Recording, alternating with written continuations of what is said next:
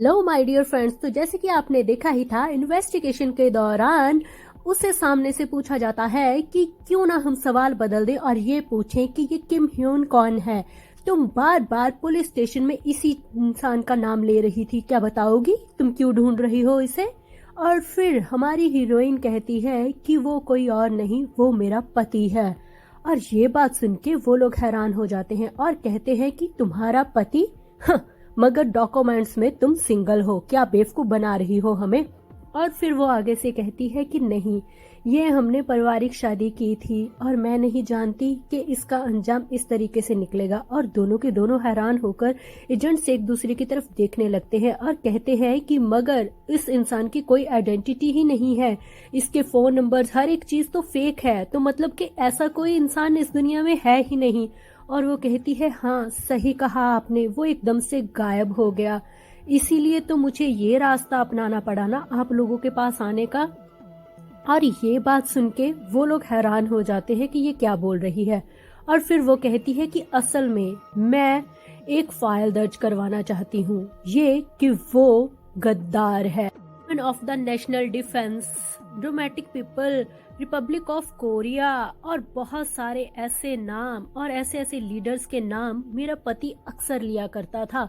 तो अब आप समझ सकते हैं कि वो कौन हो सकता है। और ये सारे नाम सुन के तो एक बार एजेंट भी दंग रह जाते हैं कि ये लड़की क्या बोल रही है। और फिर वो कहती है कि इसीलिए मुझे लगा कि तुम लोगों को आगाह कर देना चाहिए कि वो एक गद्दार हो सकता है जो कि नॉर्थ कोरिया से साउथ की तरफ आया है। और अगर सच में ऐसा है तो वो इस वक्त गायब है और वो हमारे देश के लिए कोई भी बड़ा नुकसान कर सकता है, कुछ भी हो सकता है यहाँ पर। आपको नहीं लगता कि हमें उसकी छानबीन करनी चाहिए, एक ऐसे सिपाही की छानबीन जिसका कोई वजूद ही नहीं है? मुझे लगता है कि इतना सब कुछ काफी होगा आपको बताने के लिए। तो क्या आप मेरी मदद करेंगे उस स्पाई को ढूंढने में? आप ढूंढेंगे ना उसे? ये सारी बातें सुन के कुछ देर के लिए तो वहां पर जैसे सन्नाटा सा छा गया हो। किसी को कुछ समझ में नहीं आ रहा था कि यहाँ पर किस बारे में, किसकी इन्वेस्टिगेशन और किसके लिए इन्वेस्टिगेशन हो रही है। और तभी हमारी हीरोइन सामने लगे शीशे की ओर देखने लगती है। उसे ऐसे लगता है जैसे कि कोई शीशे की तरफ से उसे देख रहा है। और फिर वो कहती है कि आपको जल्दी करनी चाहिए, आपको नहीं लगता कि वो हमारे लिए बहुत ज्यादा डेंजरस है?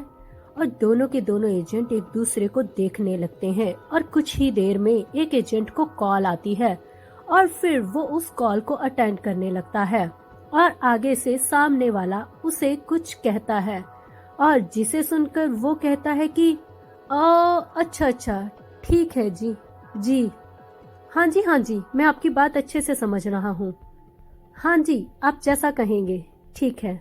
और हमारी हीरोइन घूर कर देख रही थी, वो इंतजार कर रही थी कि ये आगे से उसे क्या जवाब देने वाले हैं। और फिर से वही उसे फिर से महसूस होता है कि जैसे उसे दीवार के पार से कोई ना कोई फिर देख रहा है। और फिर वो सामने देखने लगती है और तभी एक चीफ उठ के खड़ा हो जाता है और कुर्सी को साइड करके कहता है कि ठीक है, यहीं पर सारी की सारी इन्वेस्टिगेशन खत्म होती है, तुम्हें सिर्फ फाइन लगाया जाता है, वो भी जो तुमने नुकसान किया है। और ये केस इसलिए डिसमिस किया जा रहा है क्योंकि इसकी कोई बुनियाद ही नहीं है, तुम्हें खुद नहीं पता कि तुम यहाँ पे क्या करने आई थी। चलो तो यहाँ से चुपचाप निकलते हैं, ठीक है ना, यही सही रहेगा। और तभी हमारी हीरोइन के आप ये क्या कर रहे हैं? अरे मैंने कहा कि वो स्पाई है और आप मेरी बात क्यों नहीं सुन रहे? आपने इन्वेस्टिगेशन नहीं करनी क्या? आप कहाँ जा रहे हैं? और तभी वो कहते हैं कि इन्वेस्टिगेशन यहाँ पर खत्म हो चुकी है और शायद तुम्हें बात समझ में नहीं आ रही, तुम अपना वक्त जाया कर रही हो और ये सब कुछ करके तुम हमें परेशान कर रही हो। और फिर वो कहती है कि वक्त जाया कर रही हूँ? अरे मैं एक ऐसे इंसान के बारे में आप लोगों को बता रही हूँ जिसका वजूद ही इस दुनिया में नहीं है, तो क्या आपको नहीं लगता कि आपको उसे ढूंढना चाहिए? और फिर एकदम से वो चुप हो जाती है और कहती है कि क्या ऐसा तो नहीं कि आप सब लोग जानते हैं कि वो कौन है? क्या आप जानते हैं किम ह्यून कौन है? क्या मेरा शक सही है? और इतनी सी बात कह के एकदम से वहाँ पे चुप्पी छा जाती है। चीफ जा रहा होता है, मगर जाते जाते ये बात सुन के उसके कदम वहीं पे रुक जाते हैं और सामने से हमारी हीरोइन भी उसे घूर कर देखती है और चिल्ला कर कहती है कि आपको देखकर लग नहीं रहा कि आप परेशान हो रहे हैं, कि कोई इंसान गायब हो चुका है। कहीं ऐसा तो नहीं है कि आप सब लोग मुझसे कुछ छिपा रहे हैं जो मुझे जानना चाहिए? क्या सच में मुझसे कुछ छिपाया जा रहा है क्या? और ये सवाल सुन के चीफ एकदम से सुन्न होके पहले तो खड़ा रहता है और फिर हमारी हीरोइन कहती है कि लगता है अब आप कोई जवाब नहीं देंगे। कौन है यहाँ पर? उस तरफ कौन है? सामने आओ, आखिर मुझे भी पता चले यहाँ पर क्या हो रहा है। वो उस कांच के शीशे के पार उस शख्स को महसूस कर पा रही थी। चिल्ला कर कहती है कि बाहर आओ, सामने करो मेरा, आखिर तुम हो कौन? और यहाँ पर हम देखते हैं कि एक औरत जो कि बड़ी ही काम मोमेंट में ये सब कुछ होता हुआ देख रही थी। और तभी हमारी हीरोइन फिर से चिल्लाकर कहती है कि मैं जानती हूँ यहाँ पर क्या हो रहा है, मुझे सब दिखाई दे रहा है। और सामने वाला शख्स कहता है कि मजाक करना बंद करो, और वो सारे पेपर सामने पड़े उठाकर फेंक कर कहती है कि मजाक करना बंद करो, मजाक तो आप लोगों ने मेरा बना रखा है। मैं चिल्ला चिल्ला कर कह रही हूँ कि कोई शख्स है जिसने मेरी जिंदगी के 2 साल बर्बाद कर दिए और उस शख्स का नामो निशान नहीं है, और तुम लोग उसे सीरियसली नहीं ले रहे, और तुम लोग मुझे कह रहे हो कि मजाक मत करो, मजाक तो आप लोगों ने बना के रखा है।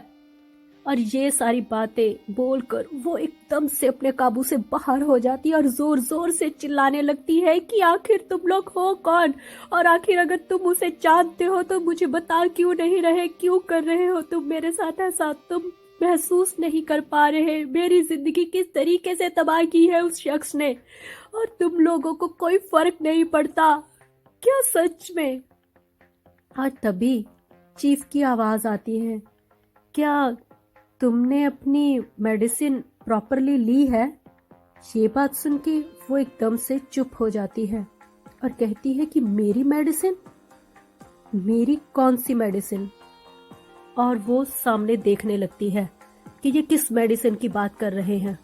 और तभी चीफ कहता है कि वही मेडिसिन जिसे तुम बचपन से लेती हुई आ रही हो। यहाँ पर आते वक्त हमने तुम्हारी पूरी तहकीकात की है कि तुम्हें मेंटल डिसऑर्डर है, और ऐसे हालात में तुम महसूस कर सकती हूँ वो दुनिया जो कि तुम्हारी कभी थी ही नहीं।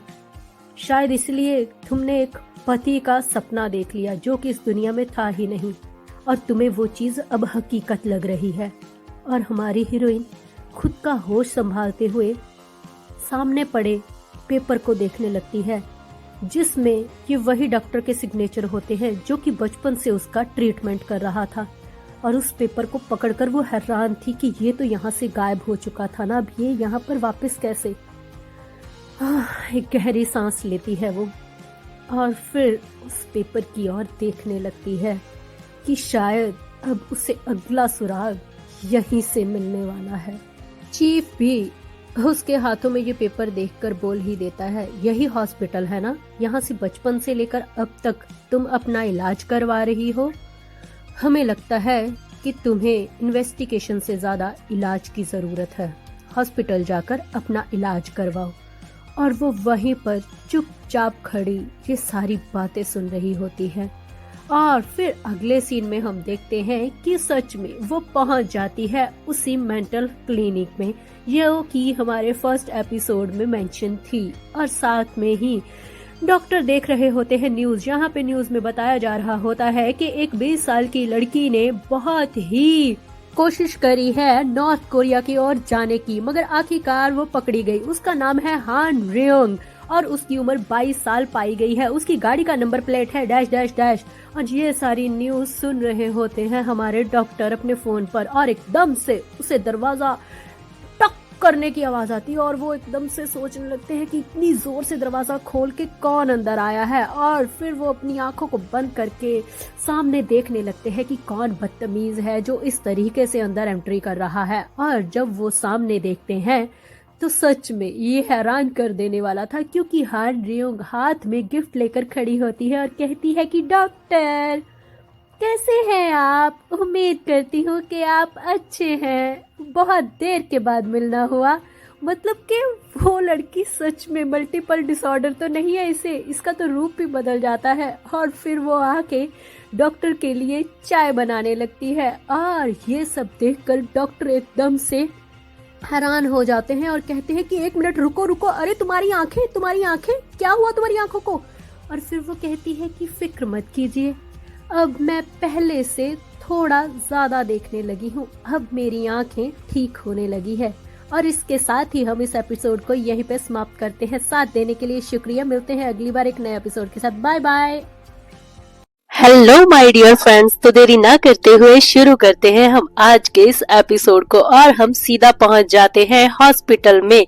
यहाँ पे हमारी हान रियोंग पहुंच चुकी है अपने डॉक्टर से मिलने के लिए और डॉक्टर न्यूज में हान रियोंग की ही न्यूज सुन रहा होता है, जहां वो बताते हैं कि एक लड़की ने सरहद पार करने की कोशिश की, वो अपने 20s में थी और कहा जा रहा है कि इससे पहले कि उनका ध्यान न्यूज की और जाता, एकदम से उनके दरवाजे पर धड़ाम करके एक दस्तक होती है, जिसे सुनकर वो एकदम से चौंक जाते हैं कि ये अचानक से क्या हुआ, उनकी न्यूज में किसने खलल डाला और इस तरीके से उनके कमरे में कौन एंटर कर सकता है। ये सोचकर वो अपनी आंखें बंद कर सामने की ओर छोटी छोटी आंखों से देखने लगते हैं कि आखिर सामने है कौन। तो सामने और कोई नहीं बल्कि होती है हान रियोंग। मगर इस वक्त उसका रवैया बिल्कुल ही चेंज होता है। वो बहुत ही स्वीट सी स्माइल के साथ कहती है कि हाय डॉक्टर, बहुत देर के बाद मिले हैं और कैसे हैं आप। सच में इसकी स्माइल में भी डर लग रहा है कि आखिर ये क्या सोच रही है। और कुछ देर के बाद हम देखते हैं फिर वो अपने लाए हुए गिफ्ट को साइड पे रख के एक कॉफी बनाने लगती है और ये सब देखकर डॉक्टर उसे कहने लगते हैं कि एक मिनट, ये कैसे हो सकता है, तुम्हारी आंखें, क्या तुम अब देखने लगी हो। और डॉक्टर के मुंह से ऐसी बातें सुनकर वो कहती है कि हाँ, वो शायद एक एक्सीडेंट ही था, मेरी आंखें चली गई थी मगर वो परमानेंट नहीं था, इसलिए अब मैं देख पा रही हूँ। और ये कुछ अजीब है मगर ये सही भी तो है, मैं अब पहले से बेटर हूँ। और ये बोलकर वो अपनी जगह ले लेती है और डॉक्टर के सामने बैठ जाती है कॉफी लेकर अपनी। और तभी डॉक्टर भी अपनी कॉफी पकड़कर हाल चाल पूछने लगता है और कहते हैं कि तुम्हारे पति के साथ तुम्हारा सब कैसे चल रहा है। आई होप कि फैमिली बहुत अच्छे से चल रही होगी। ये बात सुन के हान रियोंग कहती है कि मेरे पति के साथ। डॉक्टर, ऐसा आखिर क्यों हुआ, आपने ऐसा मेरे साथ क्यों किया। आपने कहा कि मुझे शालीन तरीके से, निम्रता के साथ, बहुत ही नरम स्वभाव के साथ अपनी जिंदगी काटनी चाहिए, तब मुझे छोड़कर कोई नहीं जाएगा। और यकीन मानिए, जैसा आपने कहा था मैं ना बिल्कुल वैसा ही करने की कोशिश की। मैंने बहुत ही ज्यादा अच्छे से बिहेव किया, जैसे एक छोटा सा पपी होता है। मगर फिर भी मेरे साथ इतना बड़ा धोखा, क्या आप बता सकते हैं कि मैंने कहां पर कमी छोड़ी। मैंने तो अपना काम तक छोड़ दिया, यहाँ तक कि जिम्नास्टिक तक छोड़ दी और अपनी पढ़ाई तक, और अपने परिवार पर ध्यान दे रही थी। मगर फिर भी ये सब कुछ, ये सारी बातें डॉक्टर सुन रहा था, क्योंकि वो अच्छे से जानता था कि यहाँ पर किस बारे में बात हो रही है। मगर वो ना चाहते हुए भी अपनी जुबान बंद करके सब कुछ सुन रहा था। और तभी हान रियोंग कहती है कि लोग ऐसा क्यों करते हैं, अगर वो बच्चों को नहीं पाल सकते तो उन्हें जन्म ही क्यों देते हैं। और लोग ऐसा वादा क्यों करते हैं कि हम सारी जिंदगी साथ देंगे, जबकि उन्हें धोखा देना होता है। और ऐसे जताते हैं जैसे कि वो हमारी परवाह करते हैं, अंत में हमें छोड़ देने के लिए। पर आपसे ये उम्मीद नहीं थी डॉक्टर। क्या आप बताएंगे आपने मेरे साथ ऐसा क्यों किया? और ये सवाल डॉक्टर के लिए बहुत ही दहला देने वाला था, क्योंकि इसका जवाब वो ना तो दे सकता था और ना ही चुप रह सकता था। और वो दोबारा पूछती है, आप बताएंगे क्या आपने क्यों किया ये सब? और डॉक्टर मजाक में कहने लगता है कि हाँ, तुम क्या कह रही हो, मुझे तुम्हारी कोई भी बात समझ नहीं आ रही है हार्ड्रीम, कि तुम किस बारे में बात कर रही हो। और डॉक्टर का ये जवाब सुन के वो बहुत ही नाखुश हो जाती है और फिर कहती है कि डॉक्टर, क्या आपको पता है माफिया के गिरोह में एक गद्दार होता है। वो उन्हें सबके सामने जलील करने से अच्छा उसे चुपचाप मार देना पसंद करते हैं। इसलिए एक दिन वो उसके लिए कॉफी बनाते हैं और उस कॉफी के अंदर वो जहर मिला देते हैं। ये बात सच में हांड्रियों के मुंह से ऐसे निकली और डॉक्टर के अंदर तो जैसे बिजली कौंध गई हो, क्योंकि वो कॉफी का घूंट जो अभी अभी उसने लिया था वो उसके गले से अभी नीचे ही उतरा था। और उसका वो कहना कि जहर, वो एकदम से डर गया था और डर के मारे उसके हाथों से वो ग्लास गिर जाता है और वो वॉमिट करने की कोशिश करता है ताकि वो जो घूंट उसके अंदर जा चुका है वो बाहर निकले। और ये सब कुछ देखकर हमारी हीरोइन को उस पे बिल्कुल तरस नहीं आता। उल्टा वो उसे देखकर कहने लगती है कि आप बता सकते हैं कि आखिर आपने मेरे साथ ऐसा क्यों किया? आखिर वो लोग थे कौन और आपने उनका साथ दिया ही क्यों? और ये बात सुन के डॉक्टर कहते हैं कि देखो, मेरी इस पे कोई गलती नहीं है। उन्होंने कहा था कि वो तुम्हें कोई नुकसान नहीं पहुंचाएंगे। और ये बात सुन के वो अपने पैर को डॉक्टर के सीने के आगे रख देती है और कहती है कि माफ कीजिएगा डॉक्टर, जब मेरे पति की बात आती है ना तो मैं पता नहीं क्या हो जाता है मुझे, इसलिए मैं काबू नहीं रख पाती खुद पे। मगर क्या आप ये बता सकते हैं कि आखिर वो लोग थे कौन और कहां से आए थे? सच्चाई जानना चाहती हूं मैं इस बार। आप सुन रहे हैं ना? ये सारी बातें उसके मुंह से निकल रही थी मानो उसके दिल का दर्द बयां कर रही हो। और ये सारी बातें सुन के डॉक्टर कहता है कि मैं सच कह रहा हूं, उन्होंने यही कहा था, वो तुम्हें तकलीफ नहीं पहुंचाएंगे।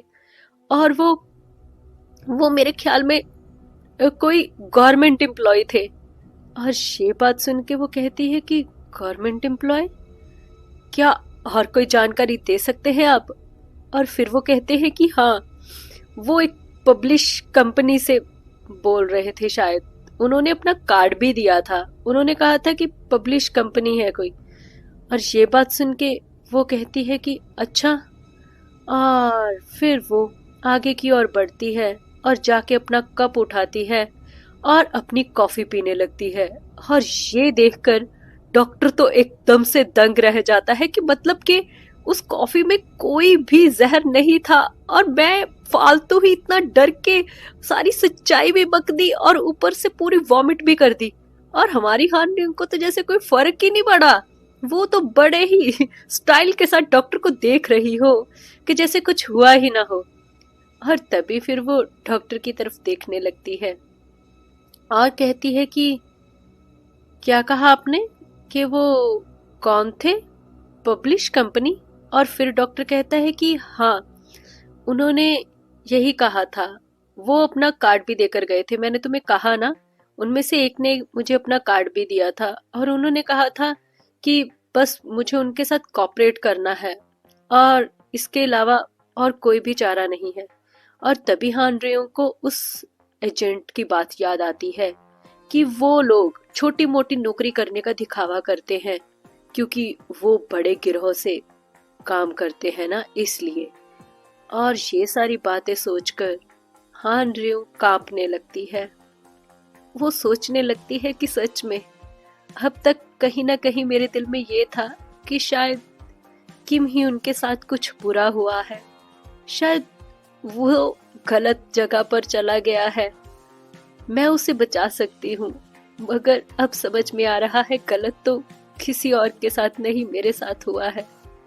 वो उसका प्यार, उसका करीब आना, वो सब कुछ एक झूठ और एक दिखावा था। वो शादी ही नहीं थी। मैं जिसे अपनी जिंदगी की सबसे अटूट सच्चाई मानती हूँ वो तो सच्चाई थी ही नहीं। वो तो सिर्फ एक दिखावा, एक मुखौटा था अपने मकसद को पाने के लिए। वो सबको दिखाई दे रहा था सिवाय मुझे। सच में मैं कितनी पागल हूँ, अपनी जिंदगी किस तरीके से मैंने खराब कर ली। मैं सच में पागल हूँ। कितनी गलती की मैंने उस आदमी पे भरोसा करके। और फिर वो वहां से जाने लगती है और जाते जाते दरवाजे को ओपन करने से पहले डॉक्टर से कहती है कि डॉक्टर, आपने मुझे ठीक करने की बहुत कोशिश की और आज मैं आपकी आखिरी क्लास से यही सीख कर जा रही हूँ कि मुझे अब अपना मुखौटा उतारना होगा। और डॉक्टर कहते हैं कि मतलब कौन सा मुखौटा? और तभी वो कहती है कि वही मुखौटा जो आपने मुझे दिया था, नरम दिल का, अच्छे से पेश आने का और एक पप्पी के जैसे रहने का, बिल्कुल स्वीट एंड हैप्पी, लोग जैसे बोलते हैं उनका कहना मानने का। अब से मैं वो बन के रहूंगी जो मैं हूँ। जब पूरी दुनिया में ही कुछ भी असली नहीं है तो मैं अपने आप को नकली क्यों बना के रखूं? इसलिए आज मैं ये हमारा आखिरी लेसन यहीं पे खत्म करती हूँ और आज के बाद मैं वही हूँ जो मैं असल में हूँ। और अब हम दोबारा कभी नहीं मिलेंगे डॉक्टर, उम्मीद करते हैं। ये बोलकर वो वहां से निकल जाती है, ये कह के कि वो अब अपने उसी सेल्फ में रहेगी जिससे लोग डरते हैं, मगर यही उसका सही डिसीजन है। और इसके साथ ही हम इस एपिसोड को यहीं पे समाप्त करते हैं। मेरे साथ बने रहने के लिए थैंक यू। मेरे चैनल को सब्सक्राइब करना। हेलो माय डियर फ्रेंड्स, तो देरी ना करते हुए शुरू करते हैं आज के इस एपिसोड को। हान स्यो रिंग जो कि इस वक्त बहुत ही ज्यादा सदमे में थी, क्योंकि उसका पति जो अब उसे छोड़कर जा चुका है वो अब तक उसकी यादों से निकल नहीं पा रही थी। उसे यकीन नहीं आ रहा था कि उसकी जिंदगी में कभी ऐसा भी हो सकता है। इतना बड़ा धोखा कोई उसके साथ कैसे कर सकता है? आखिर उसकी गलती क्या थी और अब वो कहाँ से शुरू करे? वो यही सोच रही थी कि अब उसे वो ढूंढना चाहती है। उसके कानों में अभी भी उसकी आवाजें गूंज रही थी। हान रियोंग, क्या तुम मुझे बुला रही हो? मैं बाथरूम में था। अरे हाँ, मैं कॉल सुन रहा था, मैं तुम्हारी तरफ ही देख रहा था। बस ये सारी बातें अभी तक उसके दिमाग में चल रही थी। और फिर अगले सीन में हम देखते हैं कि आखिरकार वो पहुंच जाती है चन्ना के पास अपने इस दुख दर्द को लेकर, और चन्ना उसको गौर से देखने लगती है आगे पीछे से। अरे दिखाओ मुझे, कहीं तुम्हें कुछ चोट तो नहीं आई? अरे यार, सरहद पार करते वक्त कुछ तो हुआ होगा, अरे अच्छे से मुझे मुआयना करने दो। मगर उसे कुछ नहीं होता। और तभी हान रियोंग कहती है कि हाँ, मुझे तो कुछ नहीं हुआ, पर मेरी बैंक जरूर खाली हो गई क्योंकि मुझे 10 मिलियन का जुर्माना जो लगा है। और ये बात सुन के चन्ना अपने माथे पर हाथ मारती है कि हे भगवान, तुमने ऐसा पंगा लिया ही क्यों? आखिरकार तुम्हें ऐसा नहीं करना चाहिए था। सच में तुम बड़ी जिद्दी हो। और फिर वो उसे गौर से देखकर कहती है कि तुम मुझे अब फिर से मिल रही हो। अब ये मत कहना कि सच में अब तुम दोबारा कुछ करना चाहती हो उसे ढूंढने के लिए। उसकी ये बात सुन के हमारी हीरोइन मजे से अपने ड्रिंक को लेते हुए कहती है कि हाँ, मैंने कुछ ऐसा ही सोचा है। मुझे लगता है कि मुझे एक बड़े, मतलब बहुत ज्यादा बड़े ओहदे वाले अफसर को किडनैप कर लेना चाहिए और उसे बचाने के लिए गवर्नमेंट को सबसे बड़े बंदे को मेरे पास भेजना पड़ेगा और इस तरीके से क्या पता मैं अपने पति किम ह्यून से मिल सकूं, क्योंकि वो भी तो उनका एम्प्लॉय ही है ना। और इधर बेचारा कॉफी शॉप वाला तो यही सोच रहा होता है कि ये दोनों फिर से यहाँ पे आकर बैठ गई। सच में इन दोनों की बहुत ज्यादा बनती है और वो कॉफी के ऑर्डर ले रहा होता है। और इधर हमारी हान रयोंग अपनी बात को आगे बढ़ाती है और कहती है कि मुझे जिसे भी अगवा करना होगा वो बड़ी पोस्ट पे होना चाहिए। हाँ, वो डिप्टी डायरेक्टर हो सकता है नेशनल इंटेलिजेंस सर्विस का। और वो ये सारी बातें कर ही रही होती है और तभी डिप्टी डायरेक्टर का फोन आ जाता है किसी को, और वो फोन किसी और को नहीं बल्कि आता है वो शीन को। इनसे मिलिए, ये है वो शीन जो कि अभी अभी एक टैटू वाली शॉप पर अपना टैटू बनवा रहे होते हैं, वो भी अपने प्राइवेट पार्ट के पास, जो कि अपने मुंह में एक लॉलीपॉप लेकर और जो बार बार फोन बज रहा है उससे इरिटेट होकर वो फोन की तरफ देखकर यही कहता है कि क्या, मुझे लगता है सबसे पहले मुझे इस फोन को ही मुक्का मार के तोड़ देना चाहिए। हाँ, यही सही रहेगा। और फिर आखिरकार बार बार फोन बजने की वजह से वो उस फोन को उठा ही लेता है कि चलो यार फोन उठाते हैं। और इधर हम देखते हैं कि उसका टैटू बड़ा मजेदार बन रहा होता है।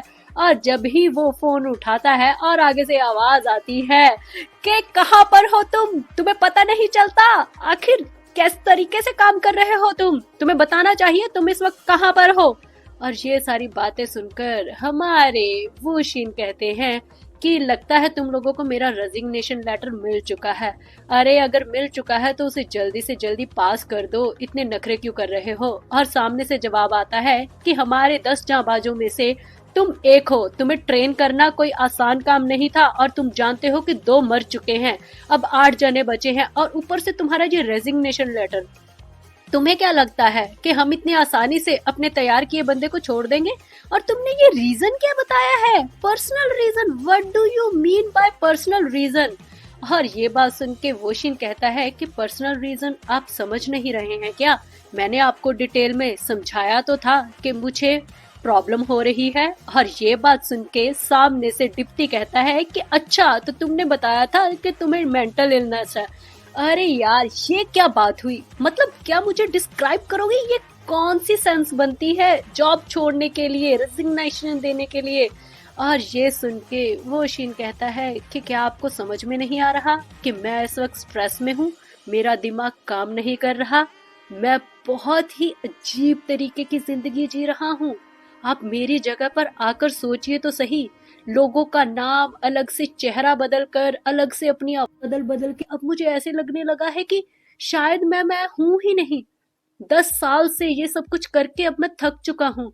और सच कहूँ तो मेरे डॉक्टर ने भी अब मुझे रेस्ट करने को बोला है। तुम्हें इस पे गौर से ध्यान देना चाहिए। क्या तुम्हें नहीं लगता कि तुम अपने बंदे को ऐसे नहीं खो सकते? और मेरी हालत इतनी बिगड़ चुकी है कि कई बार तो मेरे चेहरे पर मास्क लगा भी नहीं होता और मुझे ऐसे फील होता है कि मेरे चेहरे पर मास्क लगा है। और जब मैंने ये सारी अपनी सिचुएशन डॉक्टर को बताई तो डॉक्टर ने कहा कि ये बहुत ही ज्यादा डेंजरस है, इसकी वजह से शायद एक दिन मैं अपना चेहरा तक नोच सकता हूँ। और आपको पता होना चाहिए कि ये केस एक हो चुका है, एक इंसान अपना चेहरा नोच चुका है क्योंकि उसे लगा था कि उसके चेहरे पर कुछ है। तो आप इस चीज को इतना लाइटली कैसे ले सकते हैं? आपको मेरे बारे में सोचना चाहिए। और वैसे भी अब मैं अपने प्राइवेट पार्ट के पास टैटू बनवा रहा हूँ, इसलिए अब मैं जहाँ कहीं भी मिशन पर जाऊंगा तो आई एम सॉरी टू से मैं अपने प्राइवेट पार्ट को बाहर नहीं निकाल सकता और ना ही किसी के साथ सेक्स कर सकता हूँ। अब इससे तो तुम समझ ही गए होगे ना कि मैं अब तुम्हारे किसी काम का नहीं हूँ। और ये बात सुनते ही डायरेक्टर जोर से मुक्का मारता है अपने टेबल पर और कहता है कि व्हाट द हेल, तुम आखिर कर क्या रहे हो? तुम्हें पता भी है तुम इस वक्त क्या कर रहे हो, कहाँ पे हो, तुम पागल हो चुके हो क्या? बताओ मुझे, मैं अभी के अभी आता हूँ। और ये तुम कर क्या रहे हो? तुम्हारी बॉडी सरकार की दी हुई है, तुम इस तरीके से उसके साथ कुछ भी नहीं कर सकते, तुम्हें पता होना चाहिए। 1 मिनट, कहीं ये सब तुम इसलिए तो नहीं कर रहे क्योंकि इस बार तुम्हें एक वर्जिन लड़की के साथ सेक्स करना पड़ा था?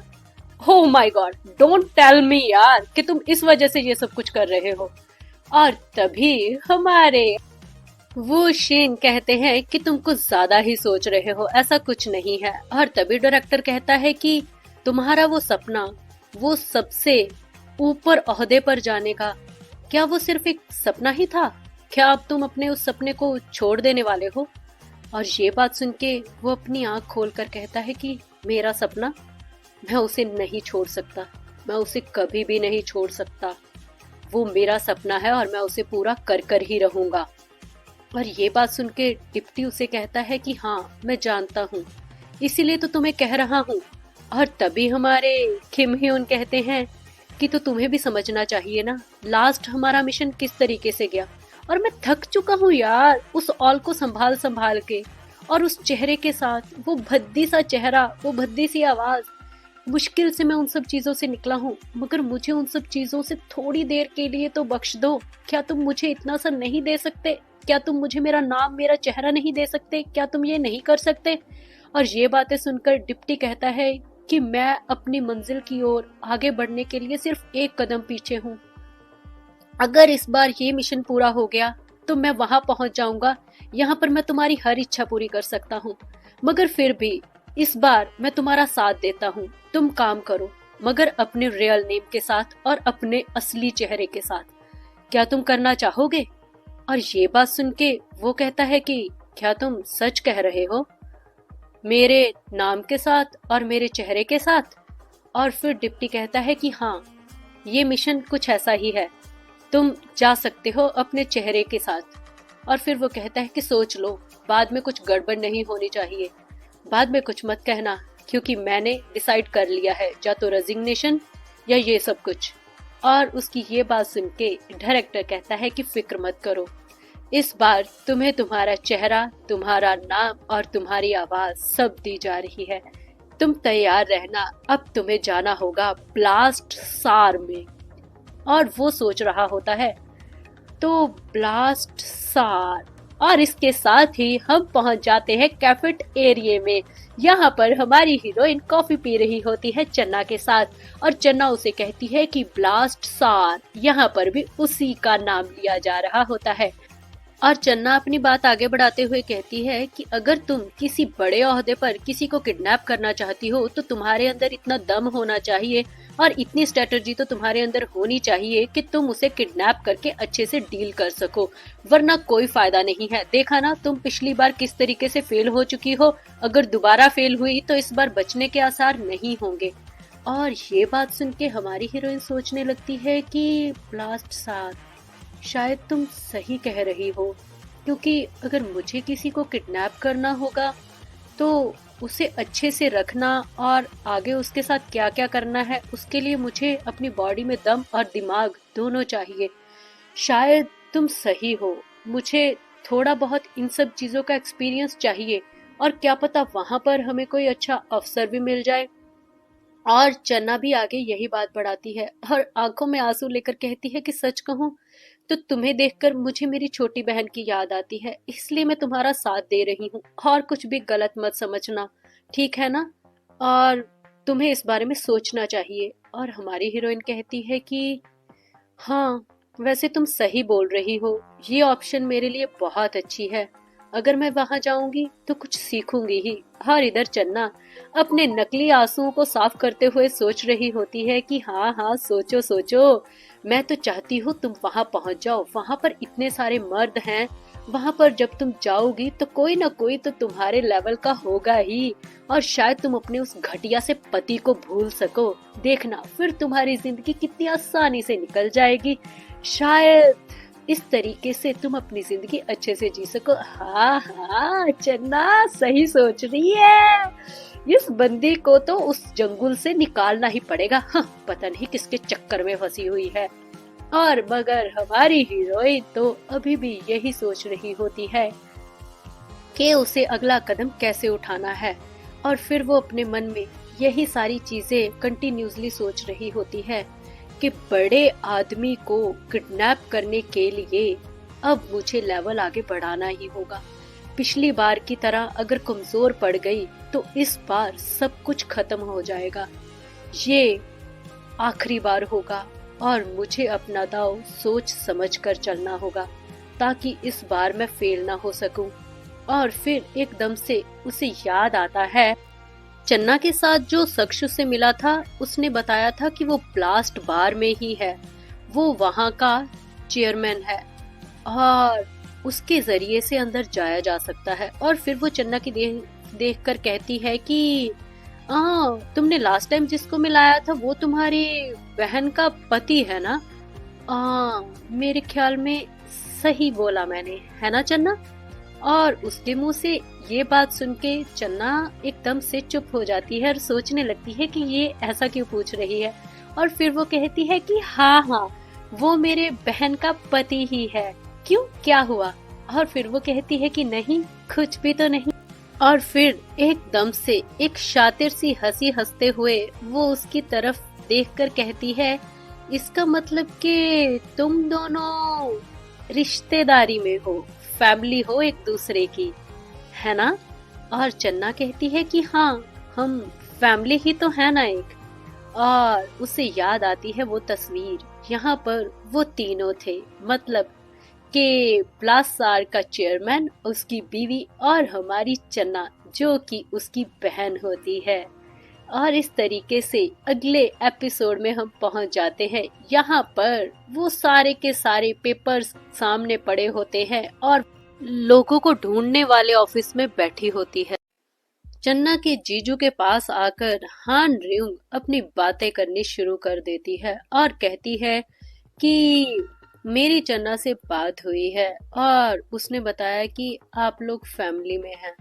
और तभी वो पेपर्स को उठाती है और पेपर्स के साथ खेलना शुरू कर देती है और साथ में ही बातें करने लगती है और कहती है कि आपको पता है, मैंने जो प्लान बनाया था वो प्लान फेल हो चुका है।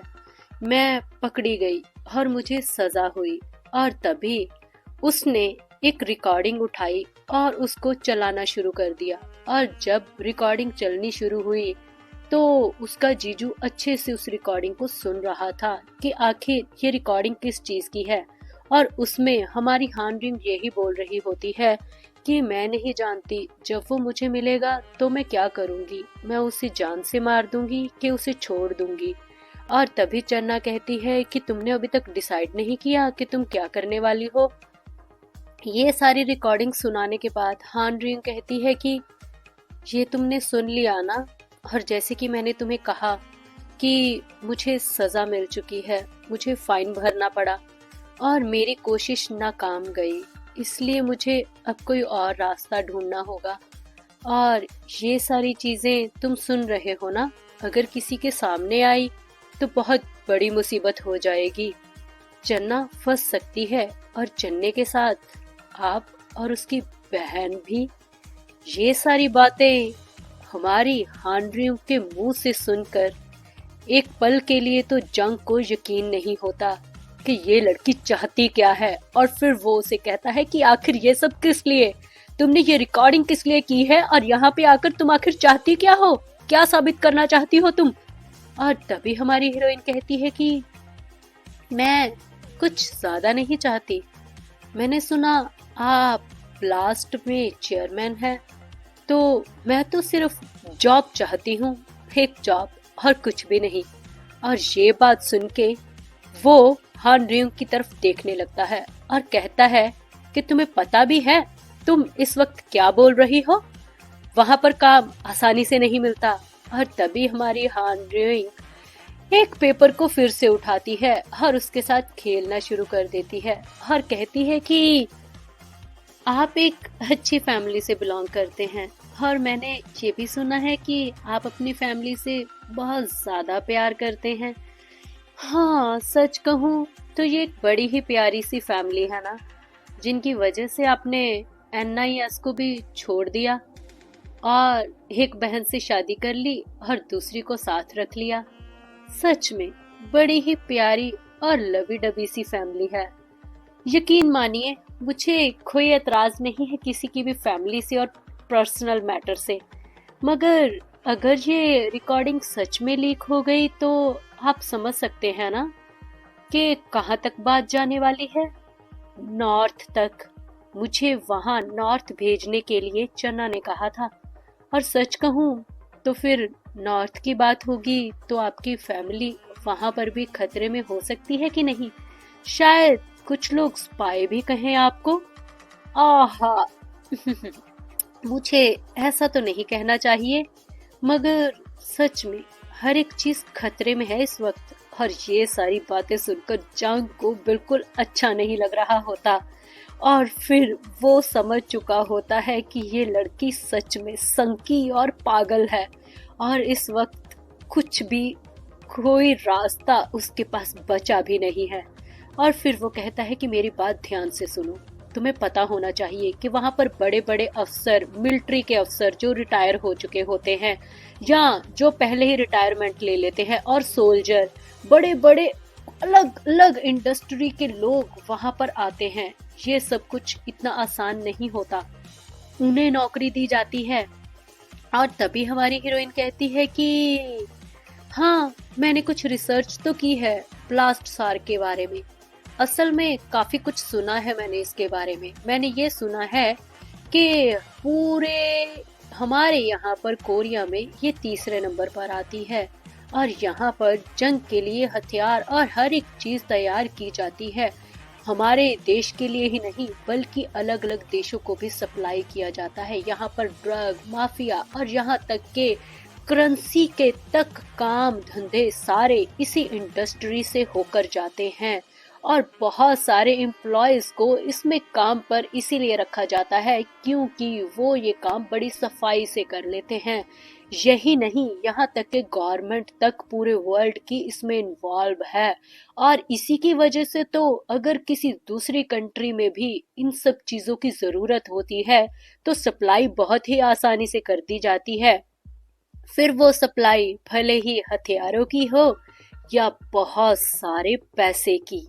हाँ, इतना पैसा कि कोई सोच भी नहीं सकता। और कौन सी कंपनी की करेंसी, ये भी कोई नहीं सोच सकता। काफी गहराई तक है ये ब्लास्ट सार। ये कहें कि ये ऑर्गेनाइजेशन काफी पावर रखती है, मगर क्या किसी को ये पता है कि उसका चेयरमैन अलग से लोगों को ढूंढने की एक एजेंसी चला रहा है? सच में ये कुछ अजीब सी बात है ना, हजम नहीं होगी किसी को। और ये सारी बातें सुनकर चेयरमैन कहता है कि हद है, तुमने ये सब कुछ कहाँ से पता किया और क्यों पता किया? आखिर तुम्हें ये सारी जानकारी क्यों चाहिए? और फिर वो कहती है कि मैंने कहा ना, मुझे काम चाहिए, इसीलिए तो मैंने ये सारी इंक्वायरी की है। वो फिर कहता है कि देखो, तुम शायद मेरी बात अच्छे से नहीं समझ पा रही हो। यहाँ ब्लास्ट सार में एंटर करने के लिए तुम्हें एक बड़े रैंक पर होना पड़ेगा। वहां पर एक बड़े रैंक वाले लोग ही एंटर कर पाते हैं। और तुम वहां पे करोगी क्या, ये बताओ मुझे। और फिर ये बात सुन के हमारी हीरोइन कहती है हाँ मैं वहां पर क्या करूंगी, शायद हो। और ये बात सुन के वो इससे पहले कि अपनी बात आगे बढ़ाती, वो कहने लगता है कि क्या कहा तुमने? अब ये मत कहना कि तुम वहां पे कत्लेआम शुरू करने वाली हो या तुमने कुछ ऐसा किया हुआ है। वहां पे ये सब नहीं चलता। और फिर वो कहती है कि हे भगवान, मैंने ऐसा तो नहीं कहा था कि आप कुछ और समझ रहे हैं। मैं तो ये कह रही थी कि मैं हाउस होल्ड के सारे काम कर लेती हूँ। और इसके बाद ठीक एक हफ्ते के बाद हम देखते हैं कि स्टोरी आगे बढ़ चुकी होती है और हमारी हीरोइन को आखिरकार ब्लास्ट सार में नौकरी मिल ही जाती है और वो अपनी इंटरव्यू देने के लिए पहुंच जाती है। वहां पे इंटरव्यू लेने वाला शख्स कहता है कि ये इंटरव्यू तो सिर्फ एक फॉर्मेलिटी है क्योंकि आपको चेयरमैन ने भेजा है तो आपको तो वैसे भी सिलेक्ट कर ही लिया गया है, इसलिए बेफिक्र रहिए, आपको तो बस मेरे कुछ सवालों का जवाब देना होगा। और अच्छे से देखने लगता है और कहता है कि हाँ अच्छी बात है, तुम्हारा कहने का मतलब है कि तुम यहाँ पे किचन का सारा काम करोगी, कपड़े सारे धोओगी और सफाई वगैरह, हाँ ये सारे काम। और फिर वो उसे देखने लगता है और कहता है कि चलो ये चीज भी सही है। यहाँ पर तो ज्यादातर बुजुर्ग औरतें ही काम करने आती हैं, पहली बार कोई जवान जहान औरत यहाँ पर काम करने आई है। और फिर वो उसके फिगर को बहुत ही ध्यान से देखने लगता है और कहता है कि इसी बहाने सही हमारे यहाँ पर जितने काम करने वाले हैं अब उनका मन अच्छे से लगेगा काम में। और उसका ये गंदी नजरें देखकर हान रियूं कहती है कि यहाँ पर सारे के सारे मिलिट्री और सोल्जर ही है ना, तो उनके पास कुछ हथियार वगैरह भी होंगे। और ये बात सुन के इंटरव्यू लेने वाला कहता है कि हाँ हाँ, अरे तुम डर गई क्या, फिक्र मत करो, अगर तुम्हें कोई हाथ लगाएगा तो तुम्हें बचाने वाले भी बहुत है यहाँ पर। और तभी हमारी हीरोइन उसकी ये गंदी वाली हंसी देखकर कहती है कि ये मैं इसलिए नहीं कह रही हूँ कि मुझे डर लग रहा है, ये मैं तुम्हें बता रही हूँ कि यहाँ पर हर एक चीज हथियार है, इसलिए तुम अपना ये गंदा मुंह बंद रखो, इससे पहले कि मैं तुम्हें कुछ उठाकर मार दूं। मतलब पहले ही दिन मैडम ने आकर पंगा ले लिया था। और फिर वो नुक्कड़ पड़ती है अपने काम पर जाने के लिए, उसे बाय बाय कर कर, मगर वो कॉरिडोर से निकलते हुए थक जाती है और सोचने लगती है कि ये कितनी दूर है। इतनी दूर होगा मैंने सोचा भी नहीं था, मतलब मैं थक चुकी हूँ यार, आखिर कब पहुंचूंगी मैं। और बेचारी इससे पहले कुछ और सोच पाती तभी उसे धक्का पड़ता है, पीछे से कोई क्रॉस करके निकलने लगता है। और इससे पहले को वो पलट के देखती तभी उसे कॉल आ जाती है चन्ना की। और फिर वो चन्ना का फोन उठाकर कहती है कि हाँ वो पहुंच चुकी है, बस वो काम वाली जगह पर ही जा रही है।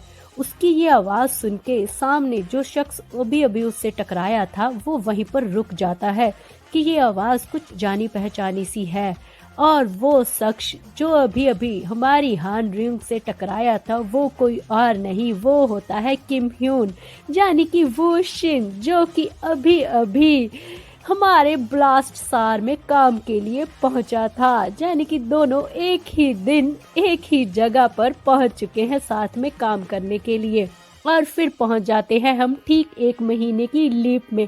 1 महीने के बाद हम देखते हैं कि हमारी हीरोइन बहुत ही अच्छे से सारा काम कर रही होती है और उसे आता हुआ देख एक लेडी मेड उसे कहती है कि अरे तुम वहां पर सफाई कर आई हो, आ जाओ अब जल्दी से हम लोग भी खाना खाते हैं। अब वैसे भी सब लोग खाना खा के जा चुके हैं, सिर्फ 1-2 टेबल ही बाकी हैं।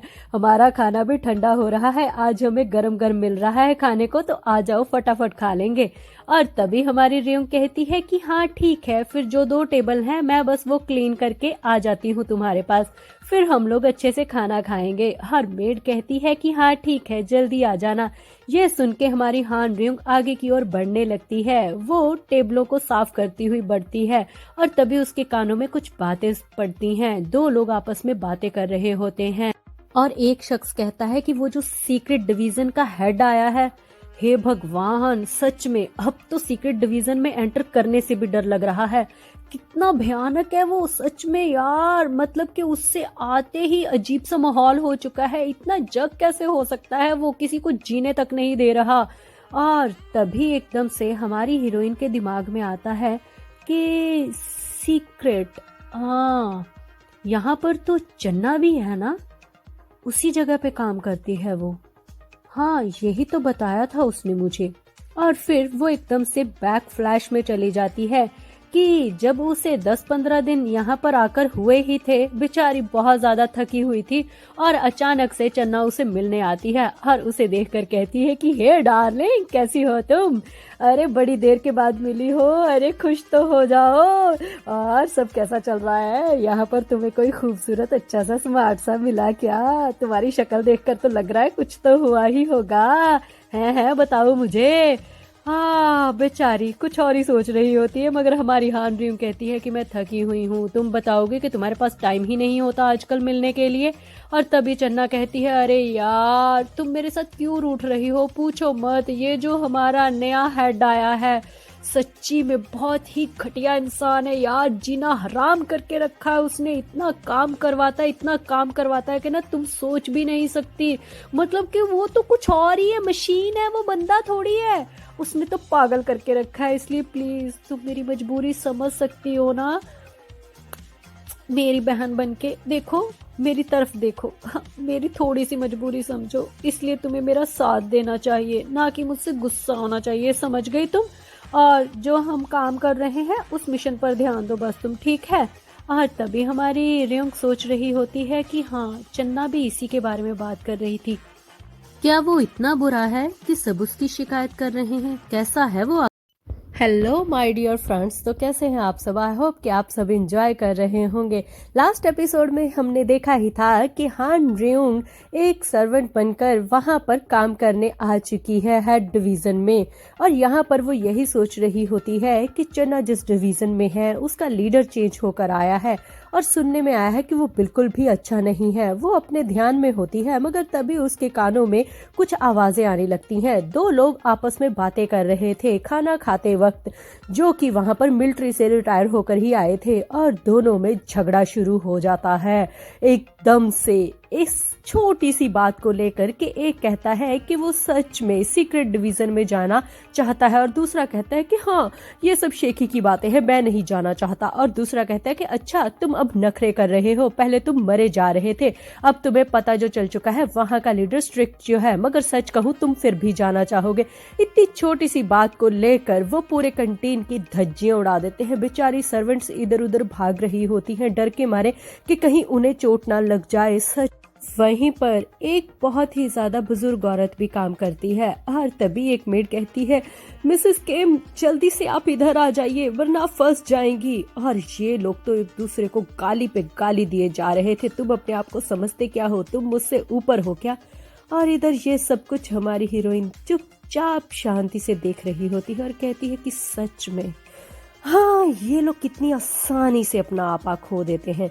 और इधर हम देखते हैं मिसेस किम को, जो कि बहुत ही ज्यादा डरी और सहमी हुई होती है, क्योंकि उनसे अच्छे से चला नहीं जाता। वो यही सोच रही होती है कि कहीं ये शख्स मुझ पे ना गिर जाए। अरे नहीं नहीं, प्लीज नहीं, रुको रुको, मुझे निकल जाने दो।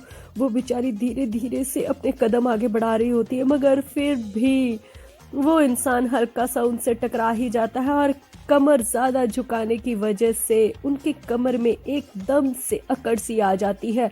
और ये लोग तो फिर भी घमासान युद्ध पे लगे हुए थे, जैसे किसी एक के मरने के बाद ही इन दोनों को सुकून आने वाला है। और फिर हम दूसरी तरफ देखते हैं, ये सारा का सारा वाकया हमारी हीरोइन चुपचाप खड़ी देख रही थी, जो कि वेस्टेज का ट्रंक लेकर खड़ी हुई थी, और उसे ये देखकर बहुत ही गुस्सा आ रहा था कि उनकी वजह से एक औरत बेचारी जिससे चला नहीं जा रहा, उसे किस तरीके से बुरे तरीके से और घायल होना पड़ा, और उसकी हालत कैसी हो चुकी है डर के मारे।